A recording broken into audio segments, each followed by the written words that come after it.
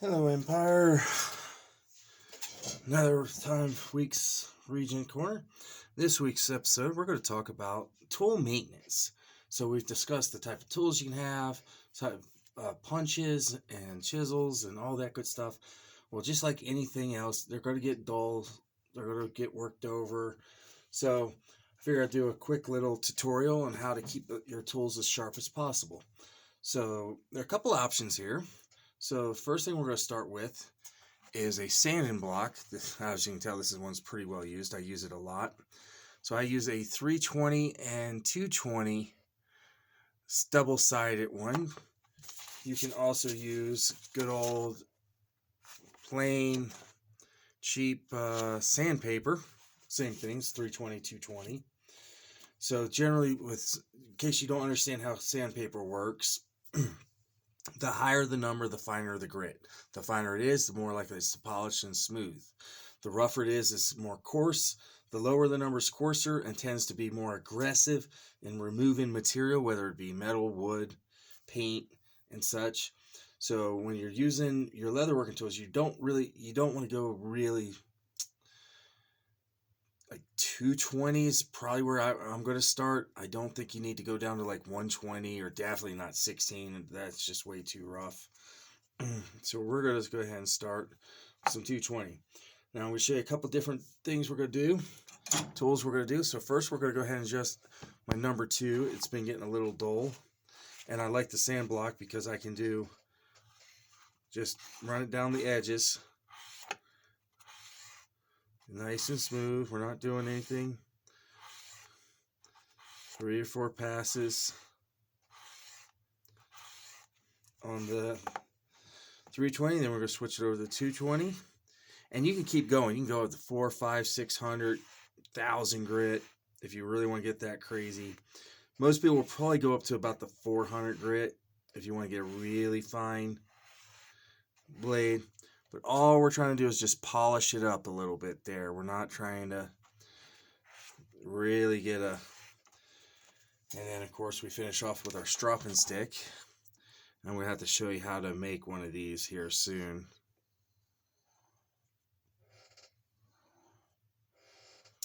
And let's see. I'm going to test it on a piece of leather here. Voila, like butter.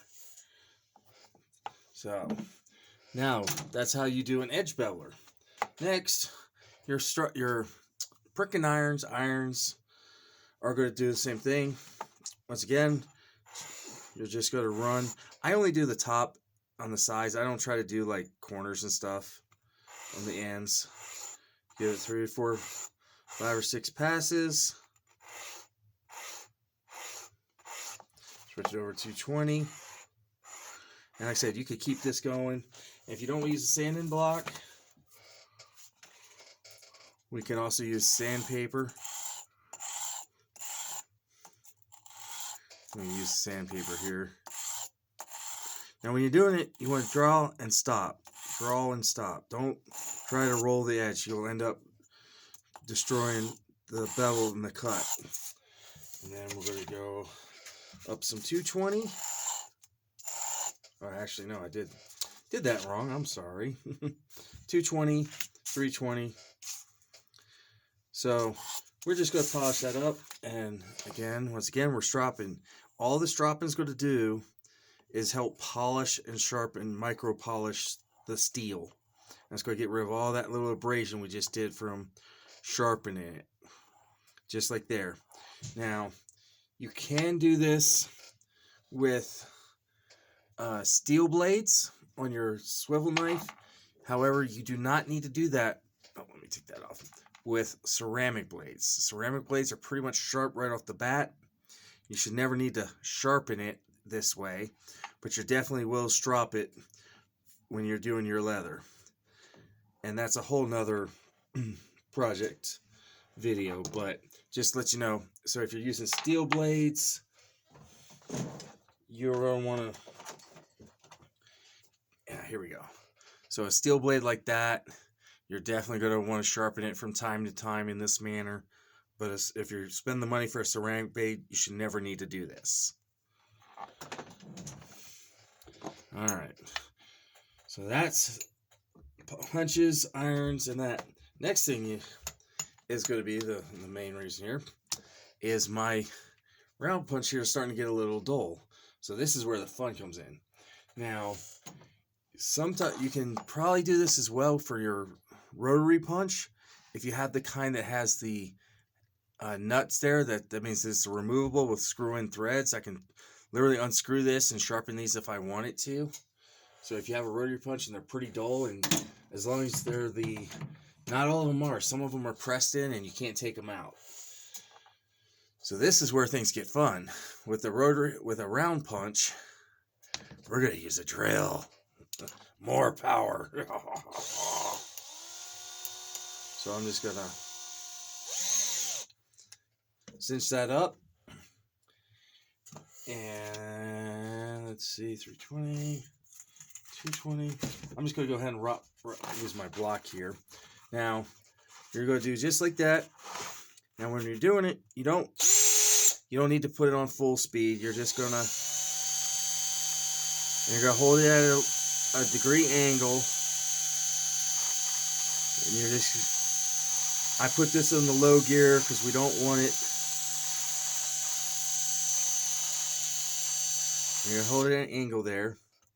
And we got a nice polish going right there, as you can see. Now we're going to polish it up with the 220.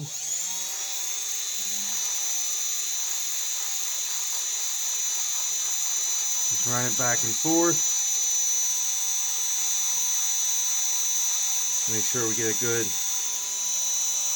angle there. Oh yeah, I can already feel that it's being a lot sharper.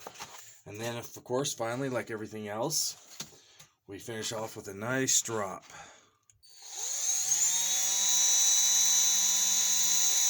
And we're just going to run that back and forth.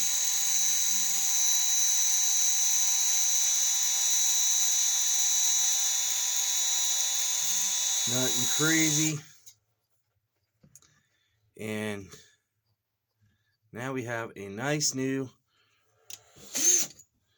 freshly sharp rotary punch. So we're going to just see how, well, yeah, why not? Let's go through this super thick piece of leather here. See how easy that goes. See? That easy. So that's what, maintain your tools.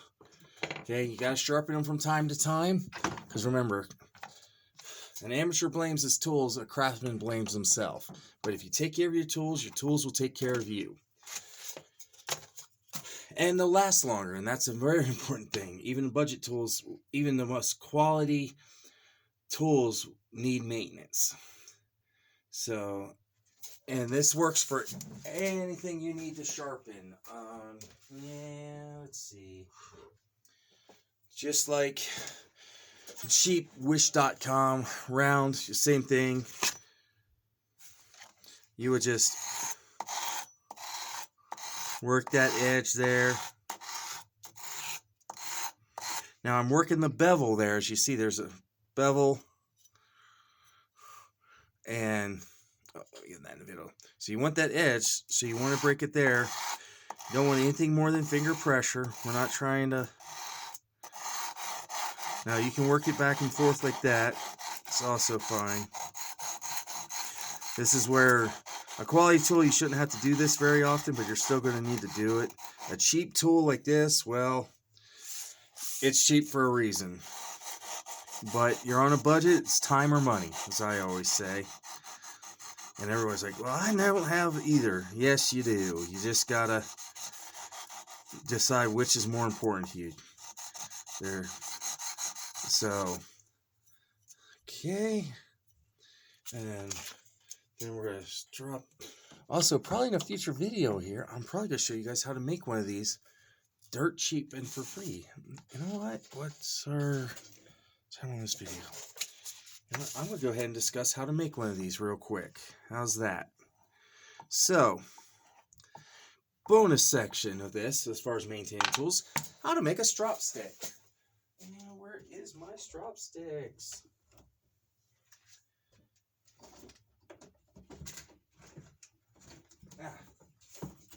Okay, so what I use is literally a free paint stir stick ruler from Home Depot.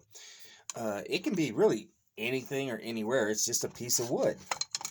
Literally, all I did is take a piece of wood, you cut a piece of leather to fit the size, and let's just so happen, since that one's a little small.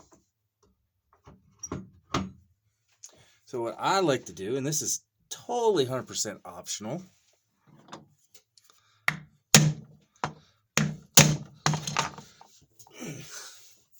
is I go ahead and cut a nice round piece like you see here. And then all we're going to do is use the good old LARP Standby contact cement. Good old DAP. You're going to go ahead and DAP this, DAP the wood, glue it on. I'm just doing a quick demo here. We're not going to actually glue it. You should get the gist. You cut the end off, just like here. And I suggest doing a nice thick piece. A thin piece works okay, but getting worn out. In fact, I'm probably about to replace this one. You can do it double-sided. Now, when you do it, use the flesh side, the part where you would actually tan and sew. Do all your carving and all that good stuff. And then what we're going to do is, I'll use this happens to be jeweler's polish. You can buy these at a lot of stores. This one happens to be white. They're color coded depending on how aggressive they are. I think green is generally considered the most universal. And you're just going to sit there and you just got to work it into the leather. Some people will heat the leather and work the leather in, but I usually don't do that. And occasionally have to do this anyways, work it in there. And you're going to just keep doing that and work it over. And you're going to work your brand new strop stick. And then you can take the additional, like I did here, drill a couple holes. That's just for hanging on my desk, on my desktop. It's just a little quality of life thing. But if you don't have somewhere you're going to hang it, it doesn't really matter. That's not required. But you just grab yourself a free paint stick you probably have sitting around anywhere. Some scrap leather. Some DAP you probably already have. And then the only really thing you should have to buy is the Jeweler's Rouge. So I would recommend probably a green for that. And that's going to be, so we're going to, there. And then, so I always like to strop my tools constantly, especially before and after use, especially these cheap guys. And it's just like when you're doing the sharpening, you bring it, stop, pick it up, stop, roll it. Because if you start rolling the edge like this at the end, like I do this, you're going to cause that edge to round. And we don't want a round edge. We want a really good sharp corner. I might have to. So,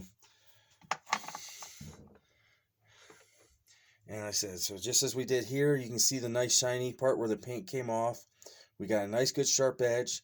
As you can see how quickly and easily and evenly that punched right through that nice 1/4 inch thick leather. So when you're working your tools and you find yourself having to hit harder or more often, it might be time to go ahead and do exactly that. Sharpen up your tools, strop them, maintain your tools, and they'll take care of you. And with that, that is all I have for this week's corner. As always, thank you for putting up with these. And I hope you find these informative. And then until next time, stay crafty.